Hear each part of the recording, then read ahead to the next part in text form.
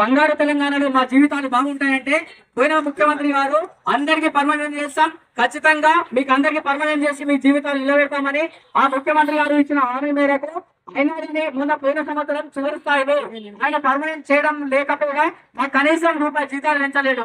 ఆ ఉద్దేశంతో మేము పోయిన సంవత్సరం ఇక్కడే 22 రోజులు ఇక్కడే దీక్షా స్థలంలో దీక్ష చేయడం జరిగింది.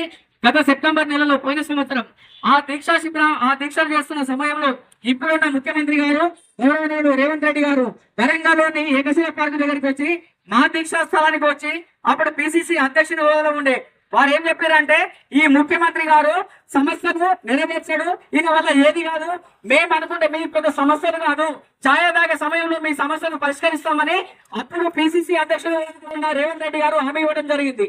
మేము అదే కోరుకుంటున్నాం.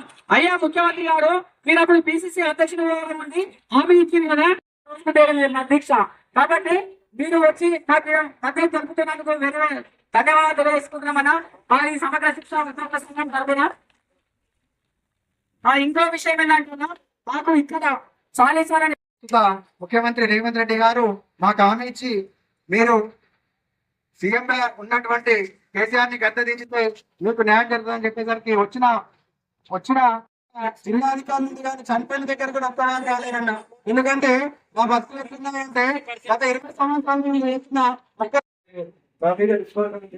కూడా నేను కృతజ్ఞతలు తెలియజేస్తూ ఖచ్చితంగా భగవంతుడు శక్తిని మీ సమస్యల పరిష్కారం కోసం ఖచ్చితంగా ఉపయోగిస్తానని, మీ సమస్యను సాధించినంత తొందరగా ముఖ్యమంత్రి గారు అవకాశం ఇస్తే వారి దృష్టికి తీసుకెళ్లి సమస్య పరిష్కారాన్ని కృషిస్తానని మనస్ఫూర్తిగా ఈ సందర్భంగా తెలియజేస్తూ మీ సంఘం జిల్లా అధ్యక్షుడు సోదరుని దత్తాత్రి గారు, రాష్ట్ర నాయకుడు శేషాద్రి గారు, అనిల్ సాయి గారు, ఎందుకంటే ముందు మాట్లాడినటువంటి కేజీ స్కూల్ ప్రిన్సిపల్ సోదరి జయలక్ష్మి గారు, మండేష్ గారు, కంప్యూటర్స్ ఆపరేటర్స్ అసోసియేషన్ అధ్యక్షులు మరియు వివిధ ప్రాంతాల నుంచి ఇక్కడికి వచ్చేసి గత 22 రోజులుగా ఎంటీఎస్ వద్దు మమ్మల్ని రెగ్యులరైజ్ చేయాలనేటువంటి ఒకే ఒక నినాదంతో సమగ్ర సర్వశిక్ష అభియానంతో చేస్తున్నటువంటి దీక్షకి నేను సంగీతం తెలియజేస్తా ఉన్నాను. అయితే ఇదే సమస్యని ఒకవేళ మీరు మన ముందు విన్నవించుంటే 7 రూపాయలకు వచ్చినప్పుడు ఆ దుర్గమ్మ తల్లికి దండం పెట్టి ముఖ్యమంత్రి గారి దృష్టి కూడా తీసుకుపోయటం కొంచెం ఆలస్యమైంది. మన్నింటారు ఎన్నో little bit late but I try to take it to the so ఈ సందర్భంగా నేను వచ్చినప్పుడు మాట్లాడినటువంటి శేషాద్రిని చెప్తా ఉన్నాడు, నేను కూడా వస్తూ చూసినాను ఏం మాట్లాడాలి ఏం జరిగిందని. పోయిన సంవత్సరం 13 సెప్టెంబర్ 2023 రోజు వరంగల్లోని బాలి సముద్రం దగ్గర ఉన్న ఏకశిల పార్క్ లో ముఖ్యమంత్రి గారు ఏం మాట్లాడారు, ఇప్పటి ముఖ్యమంత్రి అప్పటి డిసిసి అధ్యక్షుడు రేవంత్ రెడ్డి గారు ఏం మాట్లాడినారని, ఎందుకంటే మన ఎలక్ట్రానిక్ మీడియా మిత్రులు అన్ని రికార్డ్ చేసి యూట్యూబ్ లో అప్లోడ్ అయిన ఏమిటి వింటూ వచ్చినాడు. ఎంత సింపుల్ గా చెప్పిందంటే ఈ టెంట్కి వచ్చి ఛాయ్ తాగిపోయినంత సింపుల్ గా మీ సమస్యని నేను ముఖ్యమంత్రి అయినంత ఛాయ్ తాగినంత సేపట్లో పరిష్కారం చేస్తా అన్నాడు. బహుశా కాంగ్రెస్ వాళ్ళు ఎవరు ఛాయలు తాగుతున్నట్టు లేరు. చంద్రశేఖర్ రావు గారు ఏం తాగినా వీళ్ళు కూడా అదే తాగుతున్నట్టు అదే పని చేస్తున్నారు. ఎప్పుడైనా ఛాయ్ తాగుతారేమో మన సమస్య యాదికి వస్తుండే, అధికారంలోకి రాగానే ఛాయ్ మర్చిపోయినట్టున్నారు వీళ్ళు కూడా. ఆయన ముందుగా ఆయన ఏ తోమైనా వీళ్ళు కూడా అట్లా కూర్చున్నట్టు కనబడతా ఉంది.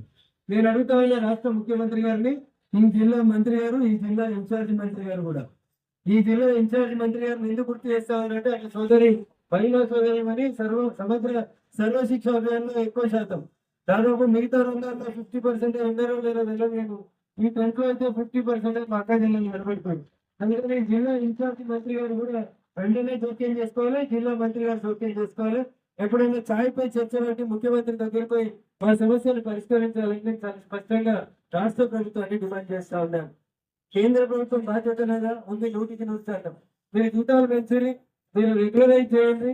దాంట్లో 60% కేంద్ర ప్రభుత్వ నిబంధనల మేరకు మీరు ఎంత పే స్కేల్ ఫిక్స్ చేస్తే దాంట్లో 60% భారత ప్రభుత్వంతో ఇప్పించేటువంటి బాధ్యతను పార్లమెంట్ కానీ చేయాల్సినటువంటి అంశం మాత్రం రాష్ట్ర ప్రభుత్వం చేతిలో మాత్రమే ఉంటుంది. అగ్రిమెంట్ ప్రకారం భారత ప్రభుత్వం తరవంతు వాటాలు వాళ్ళు ఇచ్చే జీతం ఎంత పెంచినా, వాళ్ళు ఇచ్చేటువంటి అలవెన్సెస్ ఎంత పెంచినా అందులోంచి 60% మా వంతు వాటాగా మేము ఇస్తాం, మిగతా 40% ఇస్తూ రెగ్యులరైజ్ చేయమని మీరు అడుగుతున్నారు.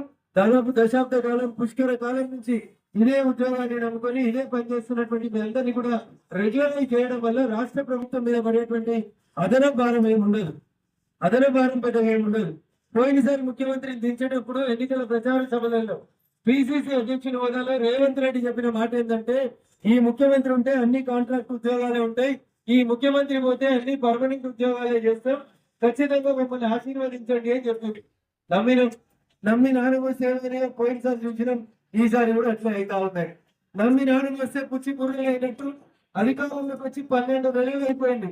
10 నిమిషాలు ఛాయ్ తాగినంత సమయం కూడా రేవంత్ రెడ్డి గారికి దొరుకుతలేదంటే నిజంగా ఇది దురదృష్టకరమైనటువంటి విషయం. సమస్య ఉంటే ఎవరికి ఉంటే అసెంబ్లీలో పార్లమెంట్ వెలువడదో అట్లాంటి పేదల తరఫున, అట్లాంటి దక్కదర్శకుల తరఫున రఘునందన్ నిలబడాలని గవర్నమెంట్ ఆశీర్వదించారు. ఖచ్చితంగా మీ గొంతుగా నిలబడతాను. రేపే రాష్ట్ర ముఖ్యమంత్రి గారు అపాయింట్మెంట్ అడిగి సర్వశిక్ష అభియాన్ ఉద్యోగుల సమస్యలు పరిష్కారం చేయాలని అడుగుతాను. ఒకవేళ అపాయింట్మెంట్ ఇవ్వకపోతే ఏదో ఒక రకంగా ఏదో ఒక వేదిక మీద వారిని కలిసి మీ సమస్యకి సాధ్యమైనంత త్వరగా పరిష్కారం లభించే దిశగా నా వంతుగా మెదక్ పార్లమెంట్ సభ్యులుగా నా మీద లభించినటువంటి విశ్వాసాన్ని నిలబెట్టుకుంటానని చెప్పి ఈ సందర్భంగా తెలియజేస్తా ఉన్నాను. 40 గంట ఆలస్యంగా వచ్చినందుకు మన్నించాలి. పక్కా జిల్లాని పొద్దున్న నుంచి కూర్చొని ఆదివారం కూడా వచ్చి చిన్న పిల్లలు కూడా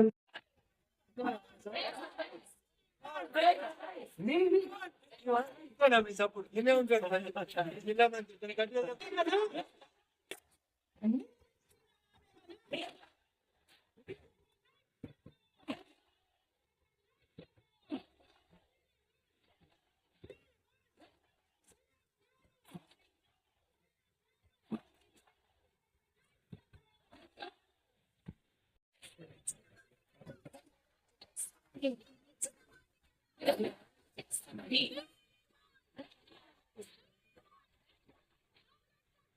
Regularize पक्का, regularize पक्का, regularize पक्का.